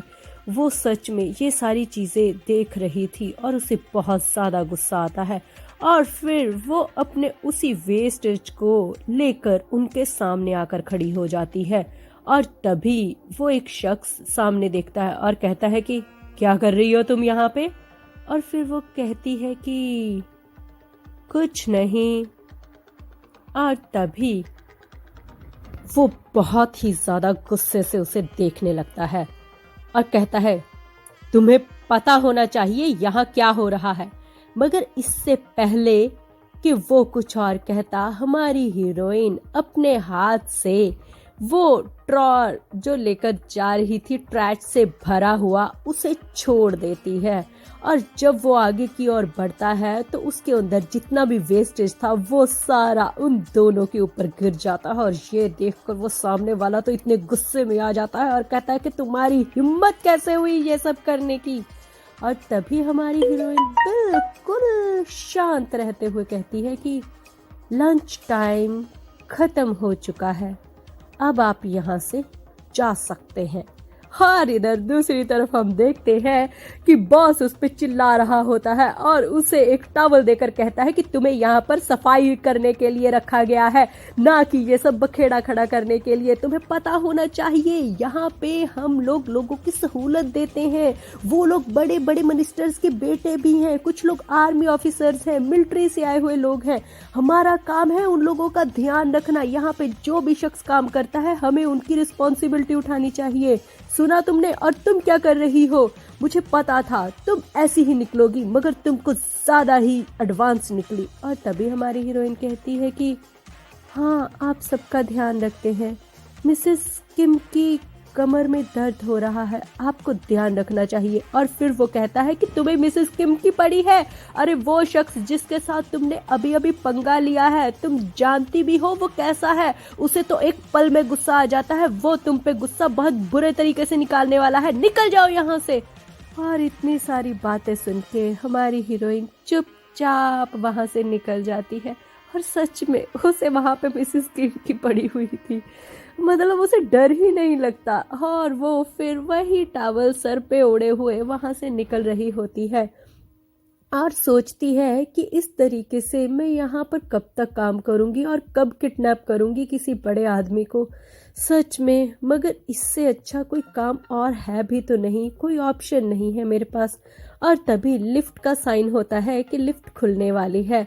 वो सामने देखने लगती है लिफ्ट के आखिर वो इस लिफ्ट में जाए या नहीं। वो अपने ही सवालों में उलझी हुई थी और तभी एकदम से लिफ्ट ओपन होती है और सामने वाले आपस में बातें कर रहे होते हैं। मगर उसे देखने से पहले ही हमारी हीरोइन अपने पैर को पलट देती है और कहती है कि हाँ, मैं अभी इस लिफ्ट में जाना चाहती हूँ कि नहीं। और इससे पहले कि वो अपना पैर पलटती और दूसरी तरफ देखने लगती, सामने वाला शख्स जो कि कोई और नहीं वू शिंग यानी कि किम ह्यून, उसका पति ही खड़ा था। और वो उसे दूर से देख लेता है, मगर टॉवल की वजह से वो उसका चेहरा नहीं देख पाता। और फिर वो उसे कहता है कि क्या तुम लिफ्ट के अंदर आने वाली हो या नहीं। मगर हमारी हीरोइन कोई भी जवाब नहीं देती और इत्तेफाक से हमारा हीरो भी उसकी शक्ल देख नहीं पाता कि वो उसकी बीवी ही है। और फिर मगर उसे डाउट जरूर होता है उसकी हाइट देखकर, उसका फिगर देखकर कि ये सब कहीं मिलता जुलता है। मगर फिर वो गुस्से में कहता है कि ठीक है, अगर तुम्हें अंदर नहीं आना तो ये लिफ्ट जा रही है। और साथ में ही वो लिफ्ट का दरवाजा बंद कर देता है ताकि वो जल्द से जल्द यहाँ से निकले। इससे पहले कि दरवाजा बंद होता, हमारी हीरोइन पलटकर उस लिफ्ट की ओर देखने लगती है और आंखें भर के जब वो देखती है तब वो हमारे किम ह्यून का हल्का सा चेहरा ही देख पाती है। मगर फिर भी बेचारी उसे कैसे पहचानती, क्योंकि उसने तो कभी अपने पति को देखा ही नहीं था जो इस वक्त बिल्कुल उसके सामने था। पर हाँ, उसे उसका ऑरा देखकर कुछ अजीब लगता है और वो कहती है कि ये इंसान काफी स्ट्रांग लग रहा है, आखिर ये कौन है। और तभी पास खड़े लोग बातें करने लगते हैं, अरे तुमने देखा उसे, अरे वो वही है ना, वो न्यू टीम लीडर है ना सीक्रेट एजेंसी का। अरे हाँ, सच में वो देखने में तो ठीक लग रहा है मगर वो बहुत ही खतरनाक है, सच में सबका दम लेकर रखा है। और तभी फिर हमारी हीरोइन सोचने लगती है कि अच्छा, तो यही है वो नया लीडर जो अभी अभी आया है। हाँ, मैंने मिस कर दिया, मैं उसे देख नहीं पाई। और तभी उन लोगों की आपस में बातें चल रही होती है और हमारी हीरोइन उनकी ओर देखने लगती है कि सच में आजकल वो हॉट टॉपिक बना हुआ है।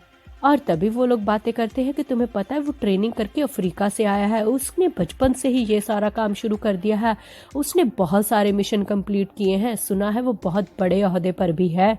और हीरोइन धीरे धीरे बातें याद करने लगती है कि हाँ, उसके बारे में चर्चा भी ऐसे ही हो रही है। हाँ, इसमें कुछ खास है, शायद मैं इसे किडनैप कर सकती हूँ। मतलब कि बेचारी अपने ही पति को किडनैप करने के बारे में सोच रही है और अपने पति को ढूंढेगी उससे। हाँ, बड़ी अजीब बात है। और इधर देखते हैं हम कि वही गुस्से वाला आदमी फिर से हमारी हीरोइन के ऊपर गुस्सा उतार रहा होता है और अपने कपड़े फेंक कर कहता है कि ये लो, इसे अच्छे से साफ करो। हाँ, हफ्ता हो चुका है मगर इसकी बदबू अभी तक नहीं गई, अभी तक मुझे सब्जियों की गंदी बदबू आ रही है, समझ में आ रहा है तुम्हें? तुम अच्छे से काम नहीं कर सकती क्या?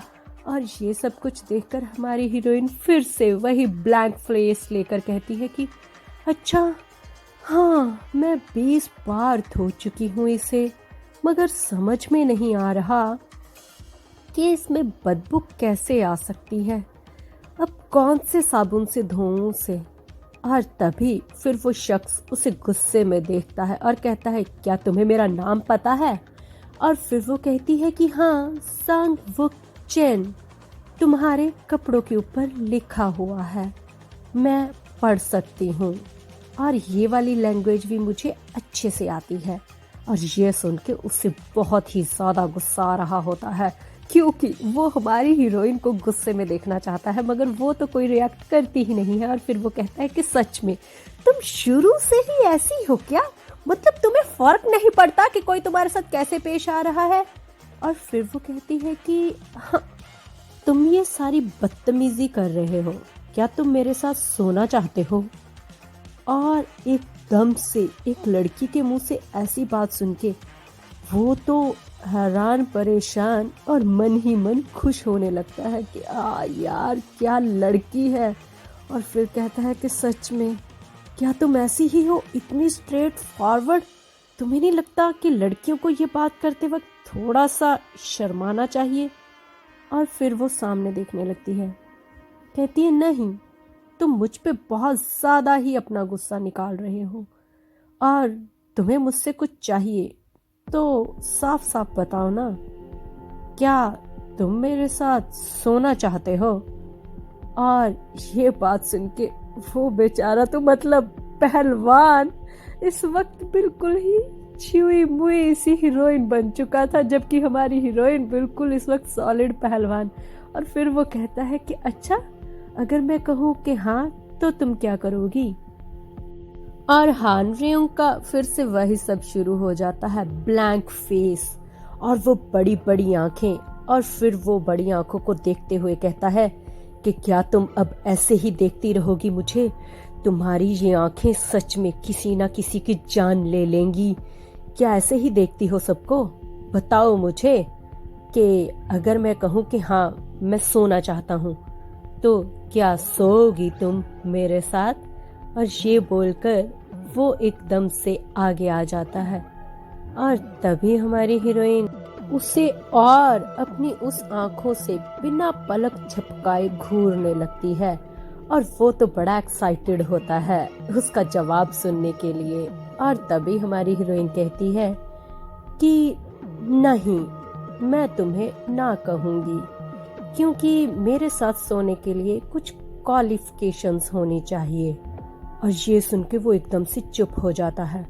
और फिर वो कहती है कि असल में हाइट 6 फुट से ज़्यादा होनी चाहिए, वज़न 80, और वो जो नीचे का सामान है वो थोड़ा ऊपर को मुड़ा होना चाहिए और थोड़ा मोटा होना चाहिए। और ये सुन के तो वो एकदम से परेशान हो जाता है, मतलब कि ये लड़की क्या बोल रही है, ये अपने माइंड में तो है और वो नीचे की ओर क्या देख रही है।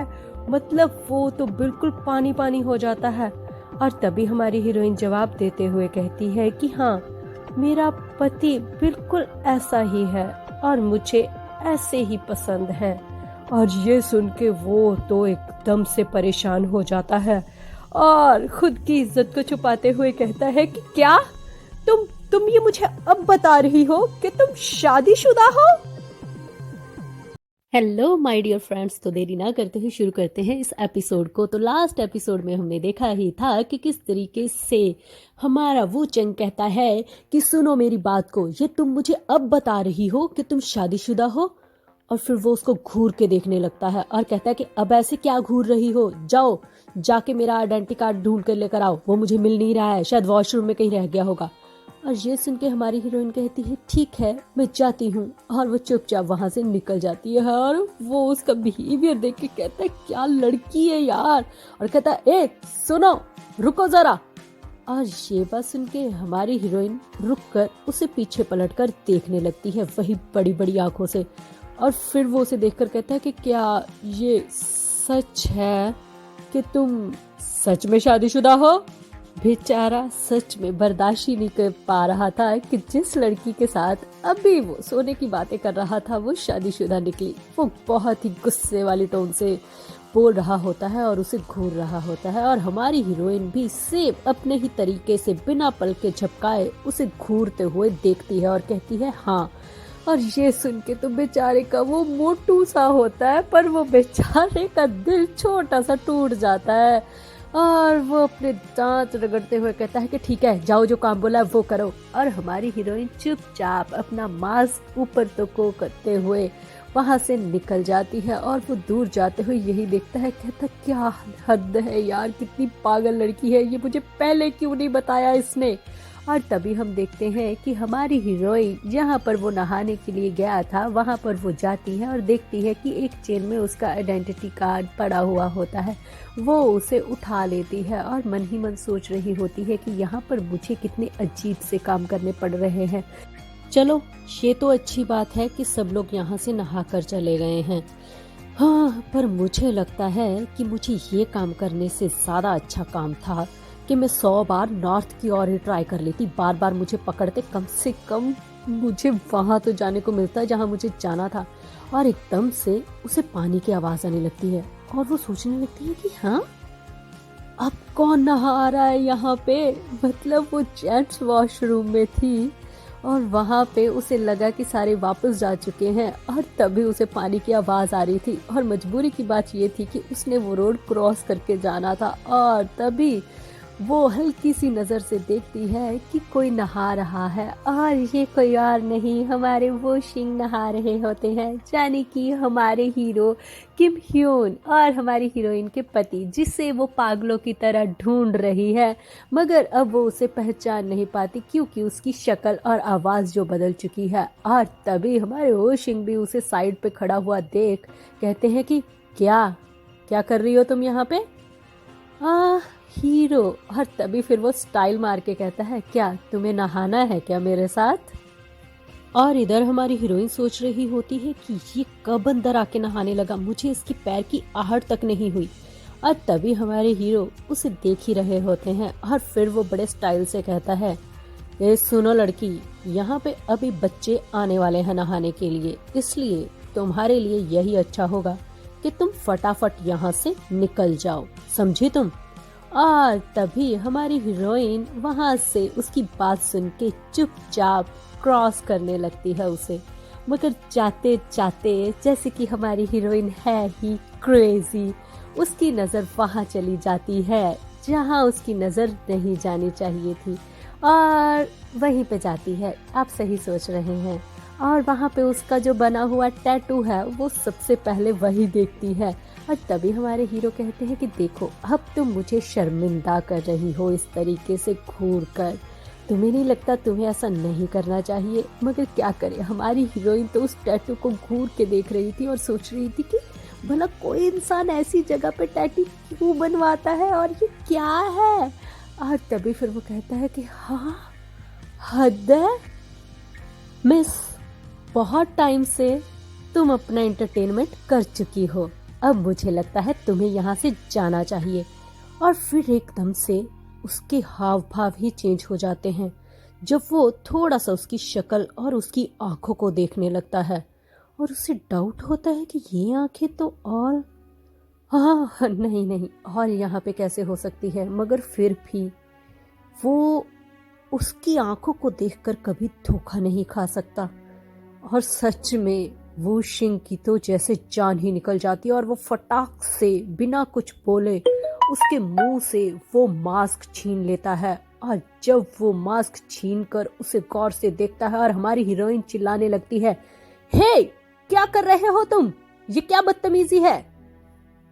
सामने अपने हान सियो रिंग को देखकर मानो हमारे हीरो को तो समझ में ही नहीं आता कि ये क्या है, मतलब ये। और फिर वो गुस्से से पूरे अपना हाथ मुट्ठी को मीच कर कहता है कि तुम यहाँ पर क्या कर रही हो। और ये बात सुन के वो उसे घूरने लगती है कि ये कैसा सवाल किया इसने। उसे लगता है कि शायद वो वॉशरूम में है इसलिए पूछ रहा है। फिर वो उसे घूर कर कहती है कि माफ कीजिएगा, यहाँ पर कोई अपना टैग भूल गया था और मैं बस वही लेने आई थी और मुझे अब लगता है चलना चाहिए। और ये बोलकर वो वहां से जाने लगती है। मगर इससे पहले कि वो अपना पैर आगे की ओर बढ़ाती तभी उन दोनों को आवाजें आने लगती है बाहर से, क्योंकि अब दूसरे लोगों की टर्न थी नहाने की और वो अभी एंटर करने ही वाले थे। और ये देखकर वुशिंग को समझ में नहीं आता कि अब वो किस तरीके से रिएक्ट करे, और तभी देखते ही देखते वो लोग अंदर आने लगते हैं। अरे यहाँ पे कितना स्लिपरी है यार, ये लोग नहाते कैसे, अरे ध्यान से चलना, देखना कहीं तुम मत गिर जाना। अरे व्हाट द हेल, मैं क्या गिरूंगा, तुम ध्यान से चलो। और फिर वो लोग आपस में बातें करते हुए कहते हैं कि अरे तुम्हें पता है वो वू चैन ने फिर से पंगा लिया, वो उस हाउसकीपर के साथ। अरे यार वो बंदा तो है ही बददिमाग, वो तो कुछ भी कर सकता है, उसे उससे बच के रहना चाहिए।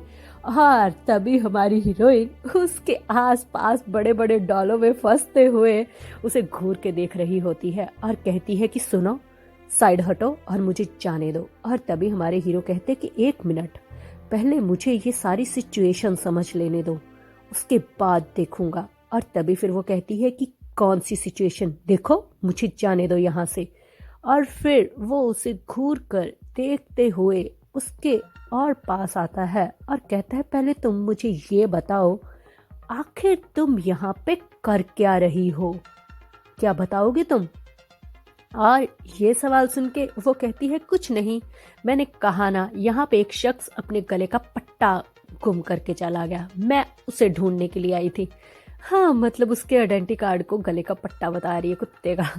और तभी फिर वो उसकी कैप को हटाते हुए कहता है मैं ये नहीं बोल रहा कि यहाँ पे क्या कर रही हूँ, मैं पूछ रहा हूँ यहाँ ब्लास्ट में तुम क्या करती हो।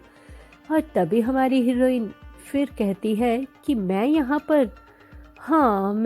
पर हाउस कीपिंग का काम करती हूँ, मैं लोगों के कपड़े धोती हूँ और मैं खाना बनाती हूँ।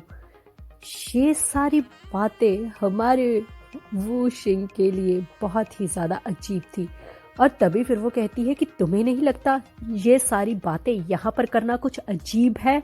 हाँ, इससे अजीब और क्या हो सकता है कि मैं एक नंगे इंसान के सामने खड़ी हूँ, इससे अच्छा तो ये होता आज के आज ही दुनिया का अंत हो जाता। और तभी वो शिंग को समझ में आता है कि यहाँ पे सिचुएशन काफी खराब हो चुकी है। और फिर वो उसका हाथ साइड पे ऐसे पटकते हुए कहती है हाँ, लगता है अब मुझे चले जाना चाहिए, अब सब अंदर जा चुके होंगे वॉशरूम के।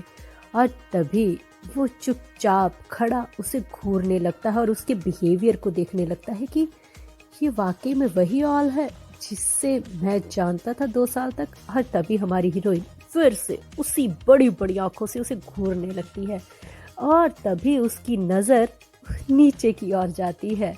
और ये देखकर वो एकदम से हैरान हो जाती है क्योंकि हमारे वू शिंग की बॉडी रिएक्ट कर रही थी हमारी हीरोइन की आंखों की वजह से। और ये देखकर कहीं ना कहीं हमारे हीरो को भी शर्म आ रही होती है और कहते हैं कि तुम इस तरीके से घूरना बंद करोगी, क्या तुम सारे मर्दों को ऐसे ही घूरती हो? और ये सब देखकर वो समझ जाती है कि इस वक्त वो बहुत बड़े खतरे में है और ये सिचुएशन बिल्कुल सही नहीं है। और डर के मारे वो कहती है अरे साइड हटो, जाने दो मुझे, यहाँ से बहुत हुआ। और तभी फिर वो धक्का मारने लगती है, मगर हमारे हीरो उसके डॉले को रोक पाना कोई आम बात थोड़ी न थी। तो फिर वो उसे घूरने लगती है और हमारा हीरो अपना हाथ साइड कर लेता है और ऊपर से पानी का शावर चला लेता है खुद को शांत करने के लिए। और ये सब कुछ हमारी हीरोइन खड़ी खड़ी देख रही थी कि अभी अभी सामने वाले ने पानी का शावर चला लिया है, मगर वो इत्तेफाक से बच जाती है क्योंकि तब तक वो साइड पे निकल आती है और बेचारी के गाल लाल हो जाते हैं ये सिचुएशन देखकर कि मतलब यहाँ पे क्या हो रहा है अभी। ये तो सिचुएशन आउट ऑफ कंट्रोल है और बिना सोचे समझे वो वहां से ऐसे भागती है कि मानो अब वो पलट कर भी नहीं देखेगी आगे से। सो कोई लड़का भी आ गया ना तो मैं नहीं देखूंगी। और तभी हमारे वो शिंग भी अपने माथे पर हाथ मारते हुए सोचते हैं कि हे भगवान, मैंने उसकी आंखों में क्यों देखा, जबकि मुझे पता है उसकी आंखों में देखते ही मुझे अजीब सा कुछ होने लगता है। और फिर वो सोचता है कि आखिर ये यहाँ पे कर क्या रही है। नहीं, मुझे कुछ ना कुछ तो करना होगा, ये यहाँ पे रही तो बहुत बड़ी मुसीबत हो जाएगी। मुझे जल्द से जल्द इससे छुटकारा पाना होगा, कुछ करना होगा बहुत बड़ा। हेलो माय डियर फ्रेंड्स, तो कैसे हैं आप सब। देरी करने के लिए मुझे माफ़ कर दीजिए, थोड़ी सी मैं ठीक नहीं थी जिसकी वजह से इस एपिसोड को आने में थोड़ा सा वक्त लगा। इसके बाद आपका फेवरेट द माय सिस्टर आ रहा है और शुरू करते हैं इस एपिसोड को। लास्ट एपिसोड में हमने देखा ही था कि हमारे किम ह्यून, जो कि असल में वो शिंग है, हमारी हीरोइन को अचानक से ऐसे देखकर बहुत ज़्यादा परेशान हो जाते हैं और यही सोचते हैं कि इसको यहाँ से जल्द भेजना होगा और इसके बारे में पता लगाना होगा कि आखिर ये यहाँ पर कैसे आई है। और उसकी सारी इंफॉर्मेशन लेने के लिए वो सीधा नेशनल इंटेलिजेंस सर्विस के अपने उस हैकर से बात करने लगता है, जो कि उसका पार्टनर था इस मिशन में, वो चांग। और वो उसे फोन करता है और वो चांग तो ये सुन के हैरान हो जाता है, कहता है कि क्या तुमने कहा ऑल वहां पर है? सच में? हाँ, तभी हमारे हीरो कहते हैं कि हाँ वो यहाँ पर है। और तुमने ये सब मुझे बताया क्यों नहीं कि वो यहाँ पर आकर काम कर रही है? क्या तुम्हें मुझे रिपोर्ट नहीं करना चाहिए था? और वो इस वक्त तक कहाँ पर थी और ये सब कुछ क्या चल रहा है? क्या अब तुम मुझे क्लियर कट में बताओगे? और तुमने ये अभी अभी क्या कहा? ऑल, हमारी ऑल? हाँ, क्या बात है। हमारे वो चंग को लगता है पंछियों से कुछ ज्यादा ही प्यार है, क्योंकि शायद वो खुद एक पंछी है, या ये कहूँ कि तुम जैसे पंछी को कोई सैलरी कैसे दे सकता है यार? आखिर तुम यहाँ पे कर क्या रहे हो? और इतनी सारी इंसल्ट सुनने के बाद वो बेचारा सोच रहा होता है, हाँ हाँ करो, मुझी पे वार करो। और फिर वो कहता है, रुको मैं ढूंढ रहा हूँ। ओह, आखिरकार मिल गया। हाँ, मुझे सब कुछ पता चल चुका है। ये देखो, मैं तुम्हें उसकी फाइल अभी के अभी डिलीवर कर रहा हूँ। ये है मिस हान सियो रिंग, जो कि अभी अभी यहाँ पर भर्ती हुई है और ये कहा जा रहा है कि वो यहाँ के होम सर्विसेज को हैंडल कर रही है, जैसे कि कपड़े धोती है, बर्तन मांजती है और खाना बनाती है। और उम्मीद करता हूँ कि उसने तुम्हें पहचाना नहीं होगा। नहीं नहीं, वो तुम्हें नहीं पहचान सकती क्योंकि उसकी आंखें खराब थी, और वैसे भी तब तुम्हारे चेहरे पर मास्क लगा हुआ था और तुम्हारी आवाज भी चेंज थी। मगर क्या तुम मुझे एक चीज बता सकते हो याद करके? उसका चेहरा तो ठीक था ना? उसके चेहरे पर कोई चोट तो नहीं आई, कोई निशान या कुछ भी ऐसा? और ये बातें सुन के हमारे हीरो को तो एकदम से अजीब लगने लगता है और फिर वो कहता है कि तुम ये सब क्यों पूछ रहे हो? और फिर वो कहता है कि मुझे गलत मत समझो प्लीज, असल में मैं इसलिए पूछ रहा हूँ क्योंकि अभी अभी ये खबर आई थी ना कि उसने नॉर्थ की तरफ गाड़ी लेके चले गई और वो पकड़ी गई, और उसने ये भी कहा कि उसका पति स्पाई है, जिसकी वजह से उस पर इन्वेस्टिगेशन करने को कहा गया। मगर जब सबको ये सारी सिचुएशन समझ में आई कि वो मेंटली इल है, तो ये सारी बात को सॉर्ट आउट कर दिया गया। और ये सारी बातें सुन के वो शंख तो होश ही उड़ गए। उसने कहा, क्या कहा तुमने? वो नॉर्थ की ओर गई थी? वो ये सब क्यों कर रही है? उसे ये सब कुछ करने की क्या जरूरत है? और वो ऐसी लड़की है ही नहीं। और तभी हमारा चंग बताता है कि असल में जब से उसका पति वहां से गया है, उसकी दिमागी संतुलन ही खराब हो चुका है। वो अजीब सा बिहेव करने लगी है उसे ढूंढने के लिए। और तभी हमारा हीरो सोचता है कि नहीं, वो तो बहुत ही शांत, ओबीडेंट, हर एक बात का ख्याल रखने वाली, धीरे से बोलने वाली, धीरे से चलने वाली, हर एक चीज को संभल के देखने वाली, और आंखें पलट कर तो वो सिर्फ मुझे देखती थी। मतलब इतनी शांत और इतनी ओबीडेंट लड़की जो कि मेरी हर एक बात को माने, मैं उसे बोलूं बैठो तो बैठे, खड़ी हो तो खड़े हैं, जिसे दुनियादारी की खुश खबर ही नहीं, जो सिर्फ मेरे लिए हंसती थी। वो लड़की नॉर्थ की ओर जा सकती है? मतलब इतना बड़ा जोखिम। और फिर वो अपने माथे पर हाथ मार के कहता है कि तुमने ये सब मुझे पहले क्यों नहीं बताया?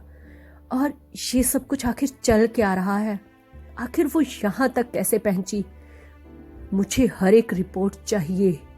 और तभी चैंग कहता है कि मैंने तो तुम्हें रिपोर्ट देने को कहा था, मगर तुमने कहा तुम्हें उसकी कोई इंफॉर्मेशन नहीं चाहिए, तो इसमें मेरा कोई कसूर नहीं है।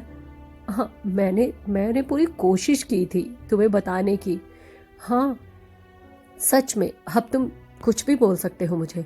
और तभी हमारा किम ह्यून कहता है कि आज के बाद उसकी एक एक हरकत की मुझे रिपोर्ट चाहिए। वो क्या सोच रही है, वो कहाँ जा रही है, क्या खा रही है, मुझे एक एक चीज की रिपोर्ट तुम दोगे, समझे तुम? और ये बोल के वो हेडफोन को उठा के फेंक देता है और कॉल कट कर देता है। और मन ही मन सोचने लगता है कि आखिर ऐसा क्या हो गया, आखिर तुम ढूंढ क्यों रही हो मुझे? तुम्हें तो चैन और सुकून से रहना चाहिए था ना, जिस तरीके की तुम हो। तुम्हें तो कोई फर्क भी नहीं पड़ना चाहिए था किसी के चले जाने से, मगर तुम तो कुछ अजीब हो। आखिर ऐसा क्यों? मुझे जल्द से जल्द तुमसे छुटकारा पाना होगा, यही सही रहेगा मेरे लिए। और इधर दूसरी तरफ हम हमारी हीरोइन को देख रहे होते हैं, जो कि खाना बनाने के लिए सब्जियां काट रही होती है, मगर अभी भी उसका दिमाग वही वॉशरूम में अटका हुआ था जब वो हमारे वॉशिंग को नहाते हुए देखती है और मन ही मन सोचने लगती है कि वो घटिया सा इंसान ठरकी, हाँ, उसके साथ मुझे वहां पर रहना ही नहीं चाहिए था, एक पल भी नहीं। मगर वो मुझे देखकर कुछ फिमिलर सा क्यों लगा? ऐसा क्यों लगा कि उसकी बहुत सारी चीज़ें फिमिलर सी हैं? और फिर वो आंखें बंद करती है, कहती है नहीं नहीं, मुझे उस गंदे से इंसान के बारे में नहीं सोचना चाहिए। हाँ, पूरा ठरकी है वो। मगर फिर उसके दिमाग में एक चीज़ आती है कि उसके वो जगह यहाँ पे उसका टैटू बना हुआ था, वो भी बिल्कुल वैसे ही कर्व था ना जैसे मेरे हस्बैंड का था। हाँ, ये तो सही है, मैंने ध्यान से देखा था, उसकी बॉडी रिएक्ट कर रही थी और उसकी वो चीज़ बिल्कुल मेरे पति के जैसे थी। और फिर वो अपनी यादों में खो जाती है जब वो अपने पति को देखकर एक दिन कहती है कि तुम्हारे बॉडी की ये वाले पार्ट की शेप कुछ अलग है। और फिर उसका पति कहता है कि हाँ, मैं जानता हूँ, और यही तो मुझे सबसे अलग करता है ना। आखिरकार ये चीज़ें कॉमन नहीं होती, और सच कहूँ तो कभी कभी मुझे इसके लिए शर्मिंदगी भी होती है, मगर कोई बात नहीं, तुम मेरी जान हो, इधर आओ मेरे पास। और दोनों का रोमांस चालू हो जाता है और हमारी हीरोइन ये सारी यादों से बाहर आती है, और याद आते ही उसका चेहरा पूरा लाल हो चुका होता है, मतलब कि वो बेचारी सपने में खोई हुई थी। और तभी उसे पीछे से कोई आवाज़ लगाता है कि हाँ रियो, ये लो लंच, हमारे कंस्ट्रक्शन साइट पर लोग पहुंचे हुए हैं, वहाँ पर काम चल रहा है, ये लंच बॉक्स तुम्हें वहाँ पर लेकर जाने हैं, ले जाओगी ना? और तभी हमारी हीरोइन बेचारी अपने चेहरे को साफ करती है और कहती है कि नहीं नहीं, ये सिर्फ इत्तेफाक हो सकता है, वो घटिया से ठरकी और मेरा पति एक कभी नहीं हो सकते, वो बिल्कुल ऑपोजिट है, वो कभी भी उसके जैसा नहीं लग सकता। हाँ, और हाँ, मुझे लंच बॉक्स लेकर जाने हैं, चलो मैं चलती हूँ। और जब वो लंच बॉक्स बाहर लेकर आती है तो वो मन ही मन ये सोच रही होती है कि नहीं, अब मुझे ये उम्मीद तो बिल्कुल भी नहीं थी, बाकी सबके अलावा क्या मुझे इसी के साथ जाना था? हाँ, और जिसकी वो बात कर रही है वो कोई और नहीं, हमारे वॉशिंग होते हैं, जो कि उसकी वेट कर रहा होता है गाड़ी के बाहर खड़ा होकर, और कहता है कि चलो, अब मुझे घूर क्या रही हो, कंस्ट्रक्शन साइट पर लोग हमारी वेट कर रहे हैं, अब क्या हमारे लोगों को तुम भूखा मारोगी? गाड़ी में बैठो, चलते हैं। और बेचारी चुपचाप सब्र का घूंट भर के गाड़ी में बैठ जाती है कि अब उसे जाना ही पड़ेगा। गाड़ी में एकदम से चुप्पी और शांति सी होती है, और तभी हमारी हीरोइन उसे घूर कर देखने लगती है कि हाँ, ये मुझे कुछ फिमिलर सा तो लग रहा है, जैसे मैंने इसे कहीं देखा हुआ है। अकड़ू खड़ूस और पूरा का पूरा ठरकी, पर मैंने इसे देखा कहाँ है? और फिर उसे याद आता है कि उस दिन जब वो डांट खाकर आ रही थी, उसके सिर पर कपड़ा था, और तभी लोग बातें कर रहे थे वहाँ पे जो नया सेक्रेटरी हेड आया है, और तभी वो उसे लिफ्ट में देखती है। और फिर उसे याद आता है कि सारे लोग इसी के बारे में तो चर्चा कर रहे थे कि कोई शख्स आया है जो कि बहुत ही ज़्यादा सर का दर्द बना हुआ है। और फिर वो मन ही मन सोचने लगती है कि हाँ, यही है वो। और तभी हमारे हीरो कहते हैं कि और काम कैसा चल रहा है तुम्हारा यहाँ पर? तुम ठीक से काम तो कर रही हो ना, और काम में कोई प्रॉब्लम तो नहीं आ रही? और तभी फिर वो कहती है हाँ, सब कुछ ठीक है। और तभी फिर हमारे हीरो बोलते हैं कि तुम यहाँ पर आई हो जंग प्लेग्यू की रिकमेंडेशन से, है ना? क्या तुम उसे जानती हो? कोई रिलेशन है। और फिर वो कहती है कि क्या मुझे तुम्हारे सवालों के जवाब देने होंगे। और तभी फिर वो कहता है कि तुम्हारे लिए अच्छा ही होगा अगर तुम मेरे सवालों के जवाब बराबर से दोगी तो। और तभी रेड अलर्ट आ जाता है, यानी कि लाइट बत्ती आ जाती है और हमारे हीरो वहीं पर जाके स्टॉप कर लेते हैं। और हमारी हीरोइन कहती है कि अगर मैं जवाब ना देना चाहूँ तो। और तभी फिर वो चुपके से साइड पर एक बटन को खोलते हैं और वहां पर कुछ सामान पड़ा होता है, उसमें से एक लॉलीपॉप को निकालते हैं। और लॉलीपॉप को निकालकर उसके कवर को उतारते हुए कहते हैं कि तो मुझे तुम्हें एक चीज़ बता देनी चाहिए। तुम्हें पता है कि मैं यहाँ पर सबका हेड हूँ और इधर उधर लोगों को ट्रिप पे भेजना पड़ता है मुझे। मेरे साथ जो लास्ट ट्रिप में एक लेडी गई थी बुजुर्ग, उसकी कमर की हड्डियाँ टूट गई थी मिशन में, और अब मुझे फिर से एक बंदी चाहिए। तो मैं सोच रहा हूँ मैं तुम्हारा नाम रेकमेंड कर दूँ। और हमारी हीरोइन सोचती है तो क्या ये मुझे धमकी दे रहा है, शरेआम धमकी। और फिर वो उसे देखकर कहती है कि हाँ ठीक है, मैं जवाब देती हूँ। और कहती है कि ये मेरा पर्सनल मैटर है कि मैं उसे किस तरीके से जानती हूँ। और ये बात सुनकर हमारे हीरो इधर गाड़ी की ग्रीन लाइट देखकर चलाने लगते हैं और कहते हैं कि अच्छा पर्सनल मैटर, तुम्हें पता है कि उसके 2 बच्चे हैं और बीवी भी। क्या तुम्हें ऐसे टाइप के मर्द पसंद हैं, शादीशुदा टाइप के? और ये सुन के तो हमारी हीरोइन को तो चेहरा ही गुस्से से लाल हो जाता है और वो गुस्से से उसे घूरने लगती है और कहती है कि तुम मुझे क्या समझ रहे हो, तुम गलत समझ रहे हो, समझे? मुझे ऐसे कोई भी घटिया शौक नहीं है, तुम ऐसे कुछ भी नहीं सोच सकते। और तभी हमारे हीरो एटीट्यूड के साथ लॉलीपॉप खाते हुए कहते हैं कि अगर तुम मुझे जवाब शॉर्ट दोगी तो मैं भी तो शॉर्ट ही सोचूंगा ना। क्या मुझे इससे और ज्यादा शॉर्ट सोच लेना चाहिए कि तुम्हारा और उसका रिश्ता और तभी हमारी हीरोइन तो दांत पीसने लगती है गुस्से से कि ये घटिया इंसान सच में ये खुद को समझता क्या है, इसकी सोच भी गंदी है। और फिर वो कहती है कि असल में मैं उसकी बहन को जानती हूँ। ठीक है, हो गई तसल्ली। और फिर हमारे हीरो कहते हैं कि उसकी बहन को जानती हो, अच्छा यानी कि हो चलना है ना। और तभी हमारी हीरोइन कहती है हाँ।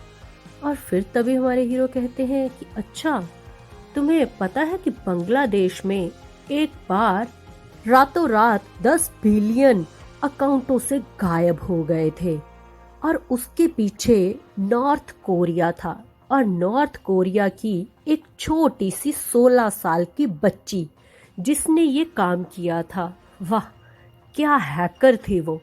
और तुम कह रही हो कि वो हैकर की वजह से तुम यहाँ पे हो। सच में हाँ, NIS वाले भी अब तक अपने डिपार्टमेंट में नहीं ला पाए। हाँ, और तभी हमारी हीरोइन कहती है कि अब अगर वो नहीं ला पाए तो इसमें मेरी क्या गलती है, मैं इससे ज़्यादा कुछ नहीं बता सकती। और तभी हमारे हीरो कहते हैं कि लगता है कि तुम सिचुएशन को समझ नहीं रही हो, तो चलो मैं तुम्हें डीपली समझाता हूँ। और फिर वो कहते हैं कि मैं यहाँ पर ट्रिप डिज़ाइन करता हूँ कि कौन कौन से शख्स कहाँ पर जाएंगे और कौन सा काम संभालेंगे। और अगर हम फॉरेन के ट्रिप में लोगों को भेजते हैं, तुम्हें पता है कि वो कितने खतरनाक होते हैं। वो इतने खतरनाक होते हैं कि मुझे ऐसे लोग ढूंढने पड़ते हैं जो दिल के कमज़ोर ना हो। और अगर तुम मेरे बातों का जवाब उस हिसाब से नहीं दोगी जैसे कि मैं चाहता हूँ, यानी कि कॉपरेट नहीं करोगी, तो मैं तुम्हारा नाम उसमें लिखने वाला हूँ। और तभी हमारी हीरोइन कहती है कि तुम मुझे धमकी दे रहे हो। और मन ही मन सोचने लगती है कि इसने अभी क्या कहा, कम दिल वाले लोग। और तभी हमारा हीरो कहता है कि हाँ, मैं तुम्हें धमकी नहीं दे रहा हूँ, मैं तो बस तुम्हारा नाम उसमें शामिल करने वाला हूँ। और तभी फिर वो अपना हाथ अपने मुंह पे रखकर सोचने लगती है कि क्या सच में, इसका मतलब अगर मैं ऐसे इसके साथ बदतमीजी से पेश आती रही और सही ढंग से जवाब ना दिए तो मैं वहां चली जाऊंगी। और ये सोच रहा है कि मैं इन सब चीजों से डर रही हूँ, मगर ये तो मेरे लिए सबसे अच्छी बात है ना क्योंकि अगर मैं वहां पर गई तो मैं सबसे खतरनाक लोगों को मिल पाऊंगी। और तभी फिर वो गुस्से में उसे कहती है कि नहीं, मैं तुम्हारी बातों का जवाब ढंग से नहीं देना चाहती, तुम अपना डिसीजन ले सकते हो। और क्या कहा तुमने कि चन्ना को NIS वाले अफोर्ड नहीं कर पाए? हाँ, क्योंकि शायद उसे अपने पास लेकर आना उनके बस में नहीं होगा, वो इतने काबिल ही नहीं होंगे। और इसके साथ ही हम इस एपिसोड को यहीं पे समाप्त करते हैं। मिलते हैं अगली बार एक नए एपिसोड के साथ। Bye bye all.